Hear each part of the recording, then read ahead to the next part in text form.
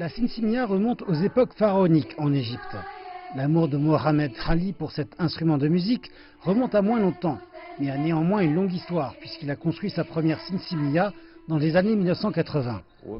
La première chose que j'ai faite a été de construire un instrument. J'aimais la simsimia parce que j'écoutais les chants de la résistance à la radio pendant la période de déplacement des Nubiens au cours de laquelle les gens chantaient accompagnés de la simsimia. J'en suis tombé amoureux alors que je trouvais que c'était un instrument très magique qui me touchait totalement. En février, le moral de Mohamed n'était pas aussi bon puisque son atelier avait été détruit pour laisser place à un centre commercial.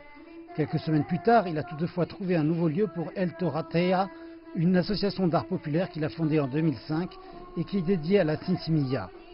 Le musée ne fait pas que rendre hommage à la gloire passée de l'instrument de musique, il en célèbre aussi l'avenir. Iman Haddo était tombée amoureuse de la simsimia alors qu'elle était enfant.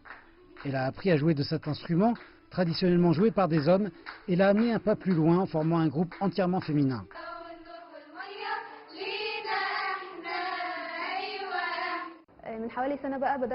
Il y a un an, je me suis demandé ce qui faisait que je me trouvais être la seule femme à jouer de la simsimia et pourquoi d'autres femmes ne populariseraient-elles pas, elles aussi, l'instrument en jouant et en chantant.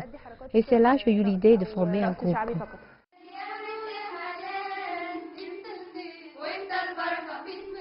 L'instrument de musique a des racines profondes dans les villes côtières le long du canal de Suez.